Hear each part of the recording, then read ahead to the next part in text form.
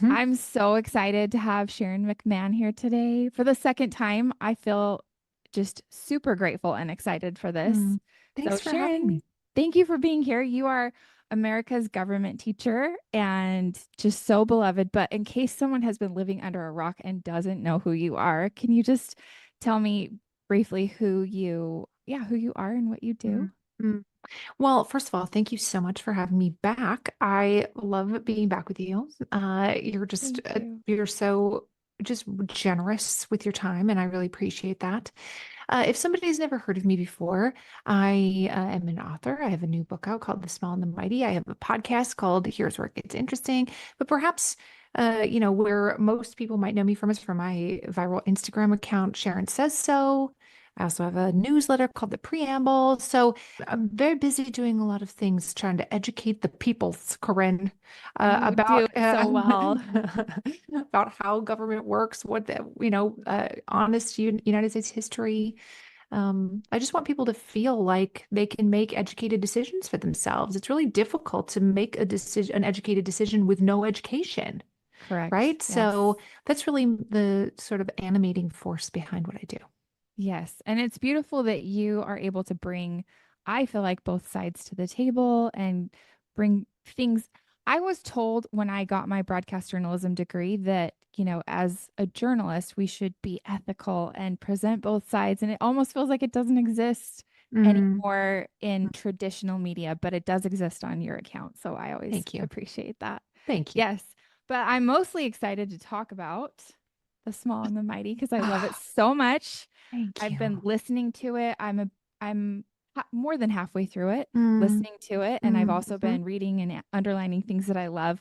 But mm. let's just start with first of all, this I really would love to hear in your words the story of the paper route and how you kind of like started stoking this fire of love for, Mm, mm, our government and our history and all of those things. mm. That's so sweet. Yeah, when I was 12, I had a paper route, and kids used to be paper carriers all the time, and that's Yes. kind of fallen out of fashion. But when I was 12, I had a paper route that required me to get up before dawn in the, dark, cold, early morning hours of northern Minnesota, where I grew up. And I had about a 3 mile route to walk every morning. And this was, before phones. There was nothing else for me to do on my Yeah. paper route, except read the newspaper as I sort of walked along. And I'd pay good money to go back someday and like to even kind of like in A Christmas Carol where Ebenezer Scrooge gets to revisit images of himself in the past. You know what I mean? Yes. I would love to go back and see myself delivering those papers and like reading the newspaper as I'm sort of like walking along at 5:30 in the morning. And one Christmas morning, because you don't get the day off for holidays, when the Nope. newspaper comes out 365 days a year, Yeah. one Christmas morning I was up extra early because I wanted to get back to my family gift opening. And I was the oldest sibling, and I knew that my younger siblings, like my mom, was going to be holding them back, waiting for me to come back from my paper route. And I grew up near Lake Superior, which is such a beautiful place to live. And I have moved back to my hometown and don't live far from Lake Superior now. But on my paper route, I crossed over a bridge that spanned a river. And the river is the kind of river that has waterfalls. It's very rocky. It's not one of those wide, slow-moving rivers. It's a very fast current. And it was not far from the mouth of the river where it joined Lake Superior. And I finally ran, sort of half ran my entire 3 mile route and was on my way home, having delivered my last paper and was crossing over this bridge. And I sort of saw movement out of the corner of my left eye. And Hmm. I turned my head and I could see that above Lake Superior were the Northern Lights. And in that moment, it was just sort of like this. It was so still because there's no traffic on Christmas morning. There's Yes. no delivery trucks at the grocery store. People are not commuting to work. The world was just so dark and quiet that morning. And I remember in that moment, even though I was 12 years old, I knew that was like a special moment. And it felt in that moment like these auroras were, they were putting on a show for me. That's how it felt to my little 12-year-old brain. And it occurs to me now that I know more about science and how the world works, the northern lights, the auroras don't go away when the sun comes up. They're not out because it's dark. Mm, The excitations of light particles in, the Earth's atmosphere, they just become more invisible when the sun comes up. You just can't see them. Kind of like the moon doesn't go away when the sun comes up. It's still there. right. You just can't really see it. Hmm. And it occurs to me now that so much of history revolves around the dominant suns. When the sun crests the horizon, we are, flooded with its light. And that is true of many of these very famous characters from history, like the George Washingtons and the Thomas Jeffersons and, the explorers and the people whose names are in boldface in the history textbooks. Right. Uh, they are the dominant suns around which we have learned to sort of revolve our history knowledge. But I really feel like there are so many beautiful stories that are more like the auroras of history. Mm, They are the people for whom their stories have either been intentionally excluded or they lived life during a time when their stories were not recorded, mhm. or they didn't have descendants to maintain their legacies. Right. And it doesn't make their stories less beautiful. And their stories are just waiting for us to discover. And I talk about this in the conclusion, which you'll get to, that um, we should think about getting up early. I love that so much. I am a big fan also of getting up early. There is something magical about before the rest of the world wakes Hmm. up. Totally. Yes. It's the best time of day, in my opinion. I love to get up early before my family is awake, before the sun is up, like that, whatever hour or so before the sort of hustle and bustle of the world Yes. happens. That's one of my most favorite times of day. Same. There's just stillness that's so beautiful. And I'm Mhm. not a morning person, but I love to get up early. There's a difference. That's a good Yes. point. That's a good point that you don't have to be motivated by an internal drive of like, I love to be out of bed right now. It's so Mhm. cold in my kitchen. I love it. You know what I mean? Um, but on your part, it's a concerted effort to like, I get up early and then I value the fact that I did. And I enjoyed the fact that I got up early and that it added something to my day.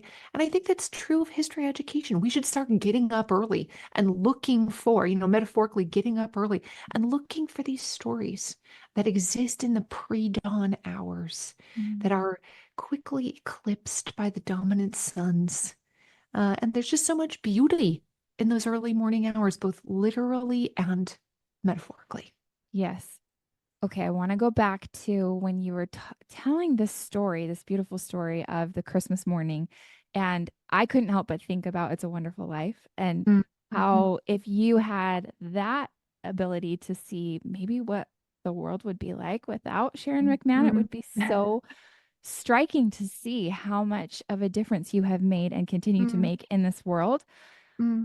And I want to know what gave you the courage to start some of these things, like to write a book and to have, all of these things that you're juggling and creating. And I loved that you said that, your, I think, publisher wanted to give you a ghostwriter and they wanted to just hurry it along. And you said, no, these have to be my words. And hearing you say, read your book through Audible, like it's so genuine, but it takes so much. And so, Mm-hmm.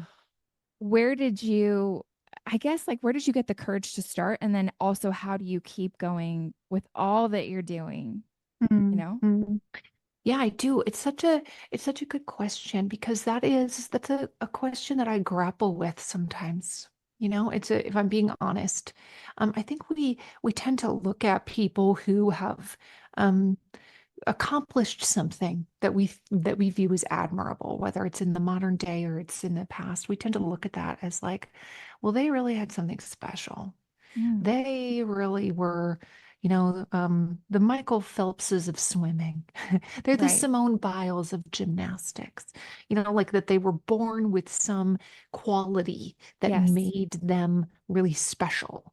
Yeah. And, to be very fair, of course, both Michael Phelps and Simone Biles were born with like genetic advantages, but they got Hmm. where they are because they worked for it. Just to be Yes. very clear, right? They Yes. didn't just like show up one day and be like, Amen. I'm the best at this. But um but history shows us that much of the really important and impactful and lasting changes were created not by people who were born into fame and fortune, Mhm. not by people whose families had incredible connections, not by people with some superstar physical attribute, but by average people, by normal people who just had what I sometimes refer to as the audacity. They just had the audacity to let other people watch them fail. Mm. And I think humans are not so much afraid of failing as we are afraid of other people watching us fail. Oh, Because that's so true. we fail The all the time at perception. things. Yeah, Hmm. we fail all the time at things. It's really not a big deal, right? It's I frequently fail things, and it's really not a big deal, and you never know about it, and I don't really care that much. You know what I mean? Like, wow, that eyeliner did not work out. Oh, Like we fail in a variety of ways. I failed to pick my kid up on time. I failed to, whatever it is. We fail constantly, and it's just like, yeah, okay, well, you know what? I'll do better next time. But what we are afraid of is other people watching us fail. We're afraid of being judged by other yes. people. Yes. And so that is what requires courage, is to let other people watch us fail. But history shows us that that is who ultimately makes the biggest difference. It's not the critics. It's not the people sitting on the sidelines who are like, you failed, haha. It's not the people who are sitting back and making fun of the way you're doing something or the way that you look, or like, I can't believe she would say something like that. That is not who history smiles upon. History Mm. smiles upon the doers, Yes. upon the people who just stopped running their mouths and started moving their feet. For Hmm. the people who just kept doing the next needed thing. Even if when they began on their journey, they could not anticipate what the next needed thing would be. And actually, that's most people. Actually, that's most people could not anticipate what the next needed thing would be. They didn't have a 5-year plan. They didn't have the spreadsheets. They didn't have a crew waiting in the wings ready to execute on the plan that they, set out with. They literally just started moving their feet and were willing to let other people watch them fail if need be. Mm. And I think when we can reconcile ourselves to the idea that people are going to judge you and they might as well judge you for trying, Oh, than that's so good. judge you for having never left your seat. Yes. Wow. Amen to that. That's Mm, so good. yeah.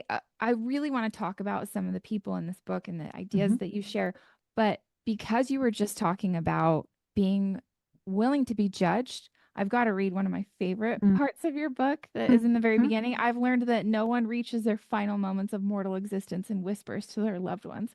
I wish I had gotten in some more sick burns in the comments section on Facebook. It's so Niche. good. Find me one person who that's their life regret. Haven't seen Right. him yet. Right. And you've done a beautiful job of teaching people that during these highly emotionally charged political seasons, that you're probably not going to change people's minds by being really harsh and mean and Mm, critical. mhm. And So so true. I have also watched you share that people have given you death threats and Hmm. just said crazy things to Hmm. you. Hmm. Hmm. And so I would love for you to just say, like, I think this is one of the most important things we could talk about today during this political season. What is your advice for someone who feels tremendously strong about whatever whatever Yeah. their standpoint is, and they feel like, oh, I've got to let my friends know that this is the way, as far as I see it. How do you go about that where you don't feel intimidated to say nothing, but you also do it in a way that maybe does allow people to think about what you're saying and not just Mm. immediately shut down? Yeah, that's such a great question. And I think it's a skill. First of all, it's a skill. Mm. It's a skill you can learn. just like nobody is born knowing how to ride a bike or, speaking a second language. These are skills that we can learn and we can get better at. So the first thing to know is that people do not make lasting change because they are shamed into it. Mm, That is a human universal. If people made lasting change because of shame, nobody would be a drug addict. Nobody would be a true. criminal. We would all be like, well, I felt really bad about that one time I did that. I'm never making that mistake again. And then they wouldn't, right? If shame was an actually effective motivator, we would be able to eliminate a lot of societal ills because Mhm. people do tend to feel a tremendous amount of shame over mistakes they've made or about positions they occupy in the world. So the first thing to know is that people will not change if they're shamed. The second thing is that when somebody is mocked, or when somebody is made to feel diminished in some way in their capacity, and you're only idiots would think X. Only people who are so gullible and stupid would believe Y. That actually, there have been a number of studies that demonstrate this, that actually has the opposite of the intended effect. It actually makes people cling to their wrong beliefs more Mhm. strongly. It has Yes, the opposite of the intended effect. So let's say that's so interesting. yeah, it's in some ways it's a slightly infuriating, right? It's a little bit Yes. like, but you should change your mind because your mind is wrong. It feels like that's what you want to say. Like, let's say, Corinne, you believe the moon is made of green cheese, and I know for sure that's not true, right? Because we've been in the moon. It's like it's rocks. It's not cheese. Like I know for sure that your belief is incorrect. Um, Me being like, OMG, Corinne is an idiot. I can't believe she thinks such a stupid, stupid thing. Only stupid people who blah, blah, blah, blah would think such a dumb thing. The moon is made of green cheese. You actually, at the end of that interaction, you are not going to be like, huh, Sharon's really given me a lot to think about. No, in fact, No. you are statistically far more likely to, number one, cling more deeply to that belief that the moon is made of green cheese, and number two, point to me as being a problem. The Mm, problem here is not my belief about the moon. The problem is Sharon. The problem is Sharon is attacking me for these beliefs. Sharon is a jerk. Sharon, I'm now the problem, not your beliefs. So, attacking, mocking, ridiculing people for their beliefs, even if their beliefs are demonstrably false, is mhm. psychologically not an effective way to win people to your way of thinking. So, it sometimes requires discipline to Mhm. not get involved in the comments sections where it's like, you're an idiot for thinking the moon's made of green cheese. It requires self-control to be able to do that. Um, and I think it's bears repeating that if self-control is an important virtue. Yes. Self-control is a very important virtue. We look at people like, oh, they're great leaders, they're great speakers, have all of these other important virtues. Self-control is chief among the most important virtues. And Mm, it's something that people don't get pats on the back for. right. Nobody's coming to my house to be like, good job holding your tongue today, Sharon. Yeah. Like I don't make more money because I didn't choose somebody out. So it's easy to feel like it's not a virtue, but self-control is a Mhm. very important virtue that all of human history's great thinkers and all major sort of faith and moral traditions teach the importance of self-control. Correct. So it requires us to have self-control at a time when we might not want to, but that's what makes it self-control, right? If you wanted Mhm. to do it, it's not self-control. It's Yes. just fun. And what you said a second ago about you might not make more money. In fact, you probably will make more money if you are creating outrage content That's and absolutely correct. stirring Yes, up the comments section wherever you create your content. So that's exactly right. that's The a people, struggle. yes, the people who create the most hate content online are some of the best paid creators. And when you realize that creating hate content where you are like, let's watch a video of how stupid Corinne is for thinking the moon is made of green cheese. Play it back, and then they like comment, and then they joke and they make fun of you or whatever. By the way, Corinne doesn't really believe this. I'm just using you as an example. Um, those some of those people are paid 10 to $20 million a year. insane. And that's And not an exaggeration. and what's really sad is, sorry, we will move on from this after this, but Yeah, what's really sad is that I think the biggest problem that we have is not actually that so many of us are extremely polarized. It's that it creates that perception that we are for so sure. polarized, right? Perception's everything. Yeah. Perception is everything, right? Our perception of like, how's the economy doing? I can provide you with a list of 25 facts, but if you are bound and determined to perceive the opposite, like the economy's terrible, it doesn't matter if I tell you unemployment is super low or GDP is growing or whatever. If your perception is that it's terrible, that's your reality. And it doesn't Right. mean that that your perception is a fact. That's not the same thing. But your perception of an situation that is what you act upon. It's not. Humans like to think that we're rational actors, but we're actually really good at rationalizing.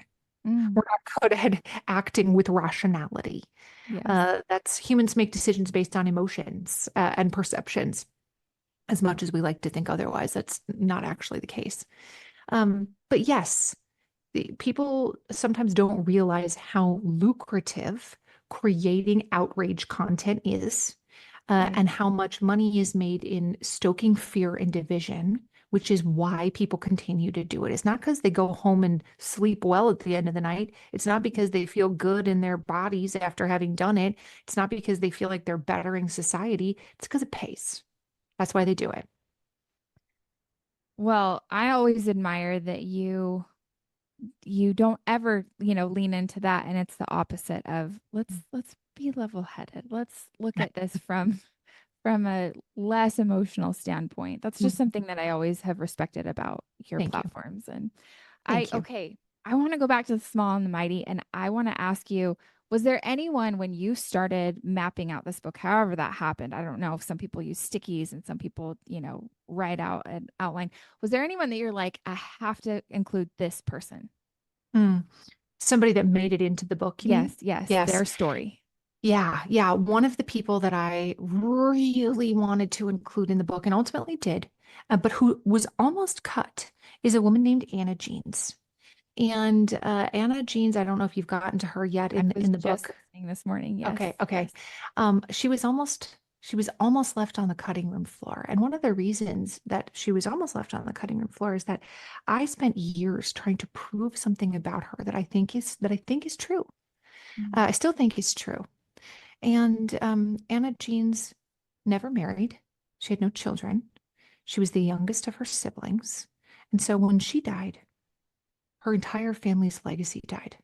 mm, And she belonged to a faith community, the Quaker community, that specifically had a teaching from the book of Matthew that don't let the right hand know what the left is doing, that your reward comes in heaven when you give in secret. That was her belief. And so right. she intentionally did not attach herself to causes that would bring her notoriety, although she did great things. She intentionally refused to give interviews. She intentionally wouldn't let people name things after her. Mm, And my belief about Anna Jeans, which I can tell you because it's not in the book, I'm not spoiling anything, is that her family was involved in the Underground Railroad. She lived in the right place at the right time. Her family, she was born into a family of means. She knew people who were active Underground Railroad participants. I can put her brothers in the same room as some of the best known Underground Railroad um, workers. And so there's another set of circumstances, which is that her family owned a country estate. And on more than one occasion, somebody happens upon this country estate and reports later that it appeared as though the Jeans family had just sort of abandoned their country estate, leaving food on the table as though they had left in a hurry. mm, Um, these are not the kind of people who would do that. They lived very well-ordered lives. mhm. Um, they're not the kind of people who were like, doesn't matter if the food rots on the table when we come back in 6 months. Like that's not how they would have approached things. Right. And so that led me to believe that they were allowing their country estate to be used for some other purpose. And I cannot find any record of it being rented out. I cannot find any record of somebody else moving in there. Um, and that like sort of piqued these little alarm bells, these little ding dings in my mind that they could have sort of been tacitly allowing the Underground Railroad to use their country property. And it makes sense then why there would be food left on the table. Somebody had to Yes. leave in a hurry. Mm, But because of the conditions of Anna Jeans's life, and because the Underground Railroad was intentionally not well documented, right. um, there aren't any records and I spent years looking. I spent years looking. Um, there aren't any records that I can directly ping, this country estate with people who are conductors on the Underground Railroad. But I did find another aspect of Anna Jeans's story that I think is absolutely worth telling and that I was able to include in the book. But she was somebody I identified right away, where I was like, this woman has a story. Nobody has ever written a book on Anna Jeans. Hmm. Nobody. Then Um, where did you find that? yeah, I found her name when I was going down a rabbit hole of another person who's in the book. And you'll see Oh, when I won't spoil it for you, Corinne, but you'll see when you get to the end of the chapter, you'll see how she relates to somebody else in the story, more than one person in the story. okay. And I found her when I was researching another story. Her name just was sort of like mentioned in passing. And then when Mm, I began to investigate her, I saw that there's no documentaries, there's no books written about her, that she's not really in academic articles. Like nobody is out here writing her story. And it really was curious to me about why. Why had nobody ever written about her when she had accomplished something really remarkable? And answering the question of why nobody has ever written about her was also part of what I was interested in doing. yeah, that's really cool that that you were willing to go after something that was probably a lot more difficult than other easier targets. Hmm. And I Yeah. love that. And so I want to ask you also about, I feel like there are so many people in this world who they'll talk to me about this, like, oh, I'm nobody, or, oh, I don't, oh, you're a big, you're an influencer, you're a whatever. And I'm like, no, everybody, we're all just people. People are just people, first Mhm. of all. And second of all, like, you contribute things that are so much greater than I ever will in that area. And so I think we need to have a conversation for a minute about like, people who are doing the most important work and they're not getting shouted from the rooftops. Like, Mm. what do you have to say to someone who feels like they're not making a contribution that anybody might ever know about, or Mhm. they're not making some big splash in a news headline? Like, Mm. I know you've Yeah. got feelings about this. Hmm. Yeah, and people tell me this all the time too. Like nothing I do will make a difference. That I'm not a billionaire.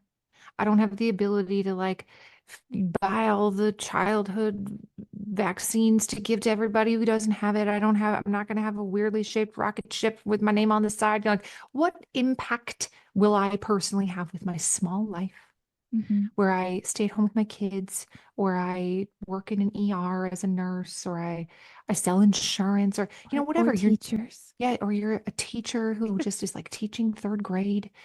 It's your eighth year teaching third grade, and you feel like, oh my goodness, like, does this even matter? Um, the first thing is that our ancestors give us incredible examples to look at.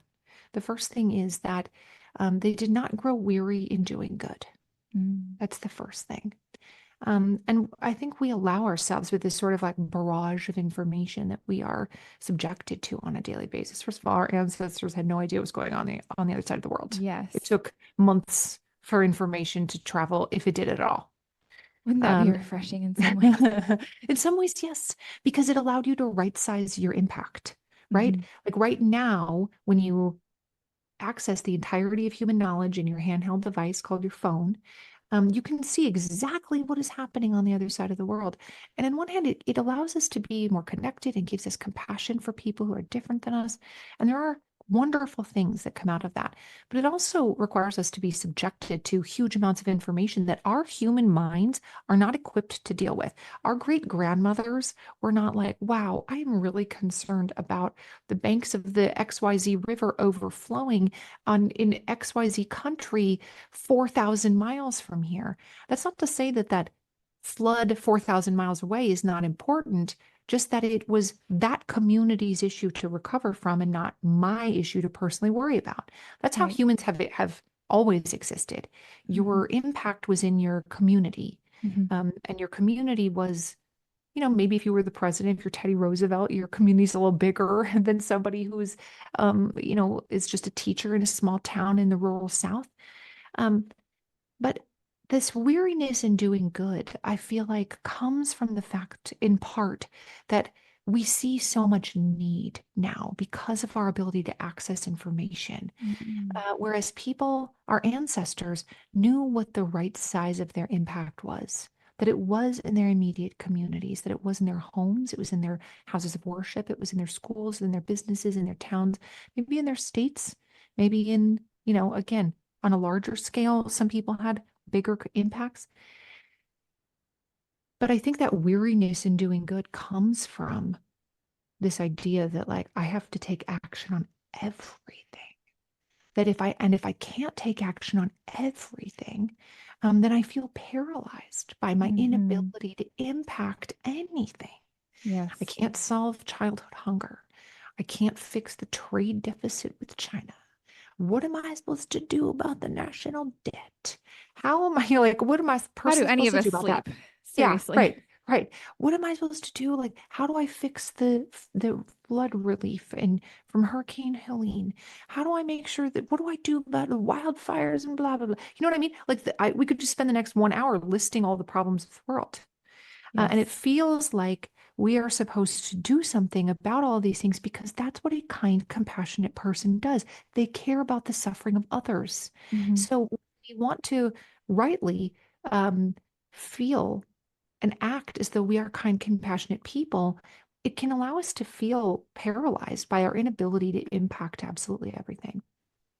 And I think something that's important for us to remember is that each one of us has been given gifts that we are meant to use in the world. And we are not meant to use gifts that we don't have, Corinne. I cannot sing or draw or dance. And if it was my job to somehow like entertain the world or like sing the national anthem or like put art in museums, well, the world's going to keep on waiting, right? That's not my gift. Right. I can't help you with those things. Um, but I am good at teaching. Right? I am good at that. That is my gift. I was born with that gift. Even my younger siblings would be like, "Oh no, here we go. Not the wilderness first aid lessons." Like I'm 8 years old trying to teach my 6-year-old sister wilderness first aid. What business did I have teaching wilderness first aid? None. But You knew I your gifts.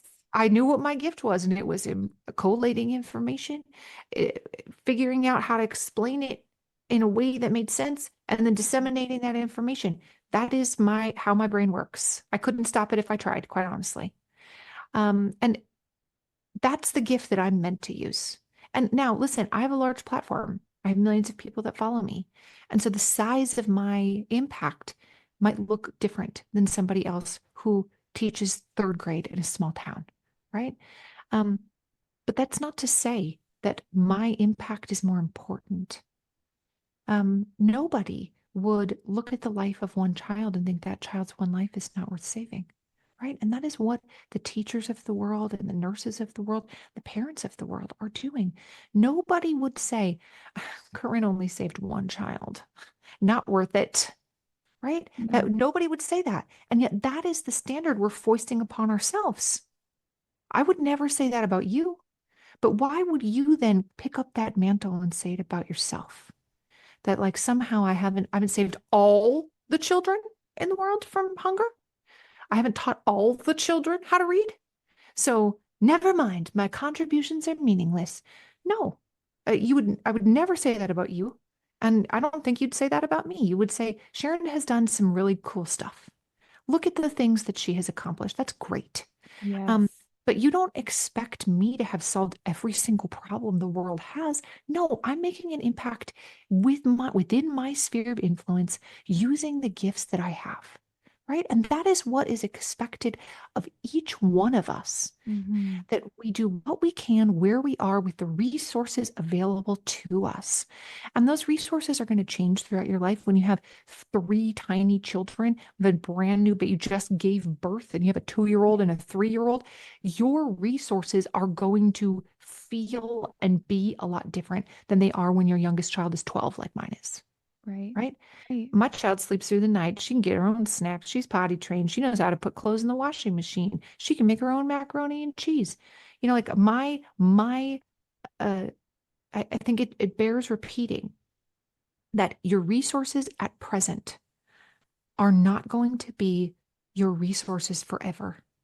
And Mm-hmm. your resources, your time, your ability, maybe your financial resources will wax and wane over your lifetime. Like, I'm in a trajectory of my life where my impact is in sort of a growth mode. Is this going to be the same when I'm 87? No, right? Like, my resources, like my physical resources, if nothing else, are going to wane as I age, as I get to be 87 or 94. Nobody's going to expect me to be on 25 podcasts when I'm 94 years old, right? Like, my resources are going to change as I age. And so Yes. anybody who's listening to this who has little kids, or who feels like I'm a student or I don't have any money, I think it really behooves us to remember that your present circumstances are not your forever circumstances, and your capacity will increase throughout your lifetime. And even if you don't have the capability in this moment, it doesn't mean that you never will. So the people in this book and the people who are worth remembering from history have all of those things in common, that they just used what they had where they were with the resources available to them. And they stopped running their mouths, and they started moving their feet. And Yes. they started doing stuff. Yes. Be a doer. I love that advice. And Mm. I love everything that you shared. I have a question actually that I've wanted to ask you for forever, and I kind of forgot about it until just this moment while you were explaining all of that. For an influencer or for someone who has a, a public facing account of any sort, Mhm. when these big world things happen, there's always a pressure of like, you better say something. What do you have to Mhm. say? And I'll get DMs. I'm really disappointed that I haven't heard you talk about XYZ Oh, yeah, yet. absolutely. Give me just like a little bit of advice there on like, I don't want to say something stupid about something that I don't understand well enough to comment on. Mhm. And there are things that I feel like, wow, this hits really close to home. So I am going to talk about it Yeah. because I feel like I have something to say that would maybe help people think about this in a different perspective because I understand a little bit more about it or whatever. Mhm. So what's your advice there? Because I feel like you can't talk about everything to please everyone. And a lot of times too, you're just damned if you do and damned if you don't. Mhm. Mhm. Yeah, So I agree with you. what's your Yeah, you advice? can't talk about everything. Otherwise, you would never actually talk about your topics, Yes. right? You would just be like, today's bad news comes Right? from Tuscaloosa, Alabama, where 4 kittens fell out of a tree. Let's all donate to the Humane Society. And tomorrow's bad news is blah, blah, blah. And that's not to say that, humane societies are not worth donating to. They are. But you know what I'm saying? You take my point that, Yes. like, we could literally have an entire platform devoted to all of the world's tragedies. Yes. And that's what a news station is, Corinne. Now, unfortunately, the degree that I got, that yes. That's what a news station is for. It's to provide all that information to you. So here's my advice. The first thing is, if something impacts people in your immediate community, if it's a topic that you talk about a lot, um, I am a former teacher. I talk a lot about education. Mhm. Things related to teachers and education obviously matter to me. It's a very natural extension of the work that I do. And anything related to children in that same way makes a lot of sense for me to talk about. There are a Right. few other topics that I frequently talk about, which we talk about natural disasters, we talk about medical debt relief. I've raised $10.2 million at this point to give away to people for a variety of causes. But that does not mean that I devote my entire platform to talking about the kittens that fell out of a tree. right? So I do think it's more than acceptable. In fact, it's probably even preferable if you decide what kinds of topics uh, are near and dear to your heart and you take action on those topics. And I think rather than feeling like, oh, I have permission to do that, no, no, I think that's what you're supposed to do.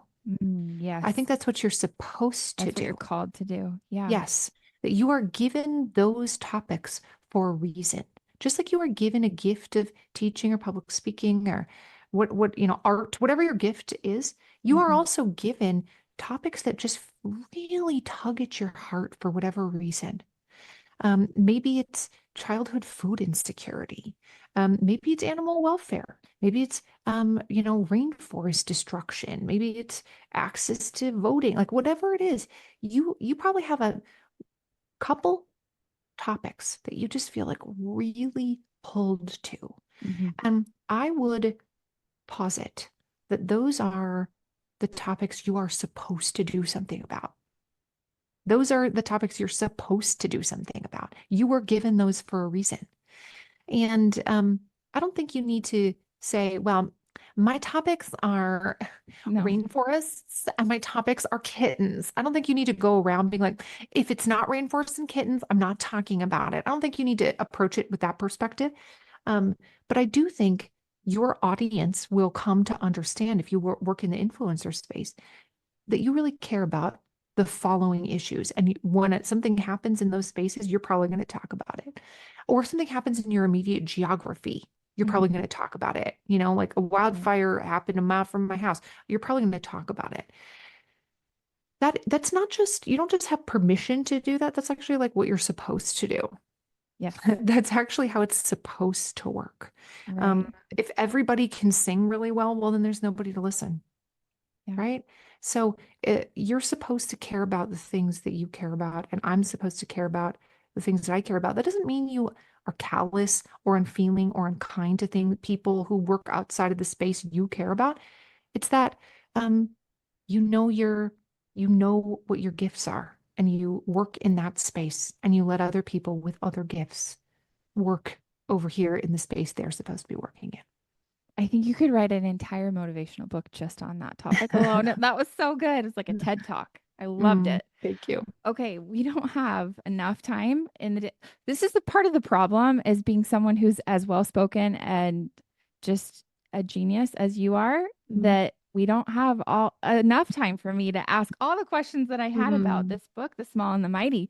But I mm. do want to mention that it was so different than what I expected. I think I Mm, expected adult level, very like this is going to require a lot of brain energy for you to ingest this book. mhm, And mhm. instead I found something so delightful. Like it Mm, it felt just like a yummy treat to sit down oh, and start listening to these people's I love stories. that.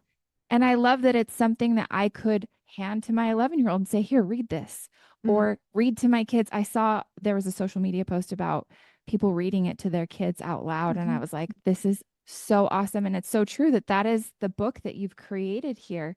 Thank And you. you have the emotional intelligence to write something that only 30% of the population would have the intelligence to digest, but you didn't. And I really just want to understand, like, why did you write this basically beautiful love story of the unsung heroes of Mm, America? Like, mm, why was that the direction you went in?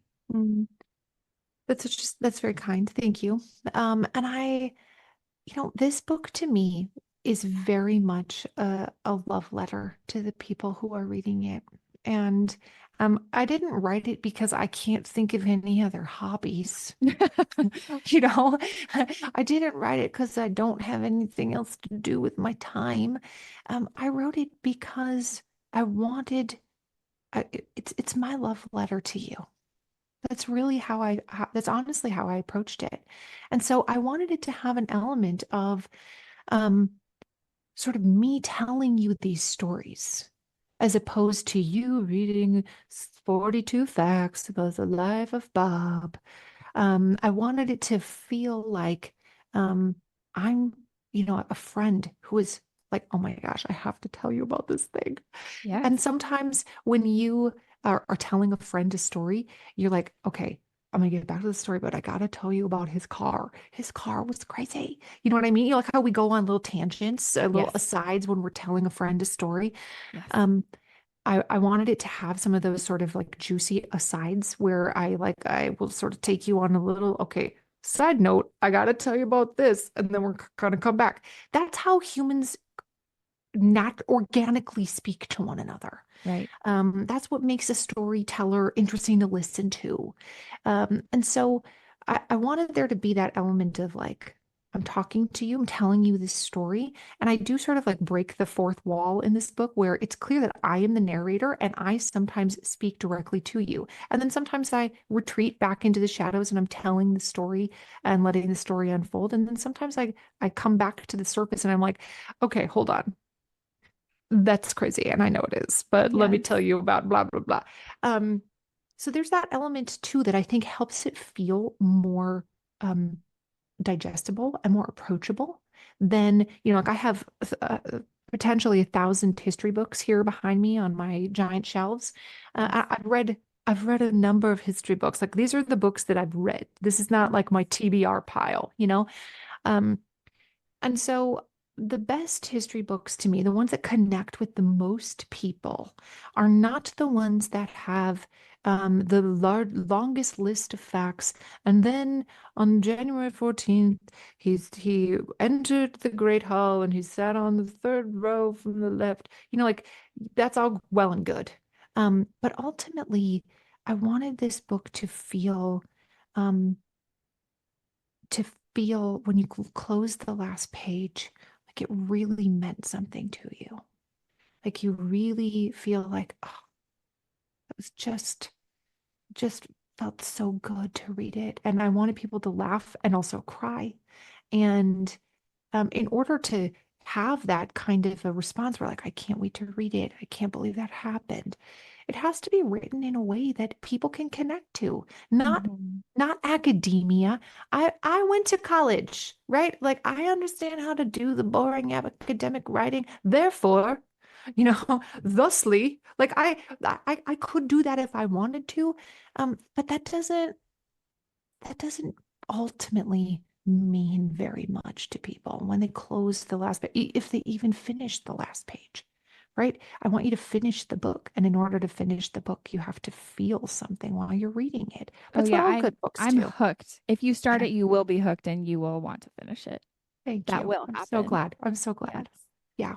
Yes, but I love that you wrote a love letter to the Mhm. people that Very much read so. it. Yeah. I was thinking about you the whole time because this is not just a hobby for me. It's not, publishing is very slow. If you work in social media, it's exceptional. Publishing is a very old industry. It's hundreds and hundreds of years old, has changed very little over the last 400 years. Right. It takes years for a book to be published. Hmm. You're creating with the physical product of a book that has to be like printed and shipped and moved around the country on a truck. And in order for that to happen, you have to like somebody has to research and write all this stuff and it has to be copy edited and fact checked. And, you know, like this was a 3 year process for this book to land in stores. So, especially if you work in social media, which has an element of immediacy of like, Yes. right now, here's the link, click here right now, you know, and it takes you literally 30 seconds to put up an Instagram story. Especially somebody whose native environment is Instagram stories like me. Yes. The slowness, the glacial slowness of a book um, is not it's not my home territory when it comes to content creation. Right. So yeah, like my point is I wrote it as a gift to the reader and not because I couldn't think of something else to do with my time. And that really comes through as you read it. Mm. So I just have loved it 10 times more than I thought I would. Thank you. And I knew I would like it because I really like you, but I love it. It's so Thank good. you. Thank You're you. welcome. That's so nice. Okay, last question, Sharon. If there's one message that you want the people listening to this episode to remember, what do you want that one message to be? Mm. There's so many good ones from this book that I really hope that people will just sort of tuck in their pocket when they close the last page. But if I had to just choose one for today, it's that nothing you have been through is wasted. It seems like our small lives are full of mundane moments. It seems like we've been through a lot of hardship that like ultimately serves what purpose? It seems like the world is going to hell in a handbasket and you feel a little powerless to stop it. Like those are Mhm. very normal ways to feel. But now, with a little bit of, the wisdom of age and experience, I can look back and see how all of my previous experiences, all of my years in the classroom, all of my years as a paper carrier, all of my years as a business owner, um, that they are all being used in unexpected ways now. And that none of my previous challenges, hardships, heartaches have been wasted. They have all been leading to this moment. And the same is true for each one of us. The character that we are currently forming through everything, through all of our experiences, all of our education, all of our trials and tribulations, that there will come a moment when your character that you have spent years, your entire life developing, will be called upon. And for some of you, that moment is far off in the distance. For some of you, that moment is today.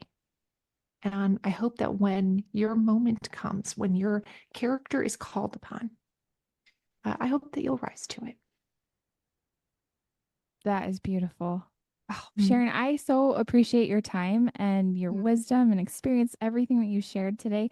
Where can mm, people find your book and you and mm, everything you're doing? Because you're doing mm. a lot. Thank you, Corinne. It's so nice of you to have me, and I really appreciate all of your like kind and thoughtful questions and for just letting me talk about things that are important to me. I really appreciate it. So if people want to buy The Small and the Mighty, it's in bookstores nationwide. Obviously, you can order it on Amazon. You can also buy it at Target. Oh, fun. Target doesn't sell that many history books, but they are going to have this one. So I'm very Yes. excited about that. Yes. Yes, visit it at your Target store. Get your Um, popcorn and your drink and your that's small and right. the mighty That's all right. in one shot. Let Target tell you what you need. Yes. Um, so yes, you can buy The Small and the Mighty wherever you buy books, but you can also read my newsletter at thepreamble.com. You can visit me on Instagram at Sharon Says So, or you can just get the links to all of these things at sharonmcmahon.com. I love it. And I love your Substack too. That's so Thank you. fun. Thank you. Yes. Thank you. I appreciate that. That too. Okay. Thanks, Sharon. Thank you. Thanks, Corinne. It was so good to see you. So good to see you too. Yes. All right. We'll talk soon. Thanks so much for listening to Mint Arrow Messages. We're so grateful that you spent time with us today. Make sure you go follow us at Corinne Stoko or at Mint Arrow Messages on Instagram. And then if you have a second and you love the show, I would love it so much if you'd leave a rating or a review on Apple Podcasts. That's the only way people can find out about us if they haven't heard about us before. So just go tap the stars, leave a rating or a review. If you have a second, we would appreciate it so much.